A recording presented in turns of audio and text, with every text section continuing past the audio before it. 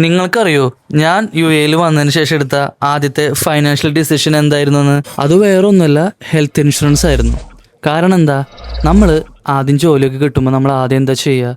Invest ചെയ്യാനായിട്ട് നോക്കും, income എങ്ങനെ കൂട്ടാൻ നോക്കും, സേവിങ്സിനൊക്കെയാണ് ട്രൈ ചെയ്യുക. പക്ഷേ ഞാൻ ആദ്യം വിചാരിച്ചത് എന്താണെന്ന് വെച്ചിട്ടുണ്ടെങ്കിൽ, നമ്മുടെ ഏറ്റവും വലിയ അസറ്റ് ആരാണ്? നമ്മുടെ ഫാമിലിയാണ്. അപ്പോൾ പ്രത്യേകിച്ച് വിദേശികളായ നമ്മൾ ഇവിടെ ആയിരിക്കുമ്പോൾ വലിയ കൺസേൺ എന്തെങ്കിലും മെഡിക്കൽ എമർജൻസീസ് ഉണ്ടായി കഴിഞ്ഞിട്ടുണ്ടെങ്കിൽ നമുക്ക് അവിടെ എത്താനുള്ള ബുദ്ധിമുട്ടാണ്. മറിച്ച് നമ്മൾ എത്ര ഇൻവെസ്റ്റ് ചെയ്തെന്ന് പറഞ്ഞിട്ടും കാര്യമില്ല, വലിയൊരു മെഡിക്കൽ എമർജൻസീസ് ഉണ്ടായി കഴിഞ്ഞിട്ടുണ്ടെങ്കിൽ നമ്മുടെ ഫിനാൻഷ്യൽ സ്റ്റെബിലിറ്റി ഒക്കെ പോകും.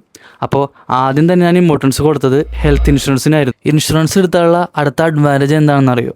അതായത് എന്തെങ്കിലും പെട്ടെന്ന് എമർജൻസീസ് ഉണ്ടായി കഴിഞ്ഞിട്ടുണ്ടെങ്കിൽ, ഇപ്പോൾ ഹോസ്പിറ്റലിൽ പോയി കഴിഞ്ഞിട്ടുണ്ടെങ്കിൽ ക്ലെയിം കിട്ടാനും അതുമായി ബന്ധപ്പെട്ട ഡോക്യുമെൻറ്റേഷനൊക്കെ നല്ല രീതിയിൽ സപ്പോർട്ട് കിട്ടും. വേറൊരു കാര്യം നമ്മൾ ശ്രദ്ധിക്കേണ്ടത്, ഈ മെഡിക്കൽ എമർജൻസീസ് ഉണ്ടാവുന്നതിന് മുന്നേ തന്നെ നമ്മൾ ഹെൽത്ത് ഇൻഷുറൻസ് എടുക്കണം.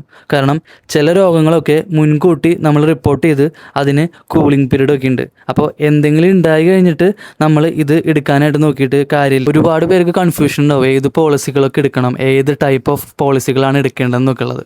ഇപ്പോൾ നമുക്ക് യു എയിലിരുന്ന് അല്ലെങ്കിൽ വിദേശത്തിരുന്ന് തന്നെ നമുക്ക് പോളിസികളൊക്കെ കമ്പയർ ചെയ്തിട്ട് നല്ല രീതിയിൽ നല്ല പാക്കേജുകൾ അല്ലെങ്കിൽ നല്ല സർവീസ് കൊടുക്കുന്ന ഇൻഷുറൻസ് പോളിസികൾ നമുക്ക് തിരഞ്ഞെടുക്കാനായിട്ട് സാധിക്കും. എല്ലാ വർഷവും ഹെൽത്ത് ഇൻഷുറൻസ് പ്രീമിയങ്ങൾ കൂടിക്കൊണ്ടിരിക്കുകയാണ്.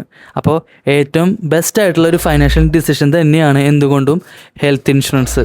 അപ്പോൾ കൂടുതലായിട്ടുള്ള ഡീറ്റെയിൽസുകൾ അറിയാനായിട്ട് താഴെ കാണുന്ന ലിങ്ക് ക്ലിക്ക് ചെയ്യുക. നമുക്ക് അടുത്ത വീഡിയോസിൽ കൂടുതൽ ഇൻഫോർമേറ്റീവ് ഫൈനാൻസിങ് വീഡിയോസായിട്ട് കാണാം. ബൈ.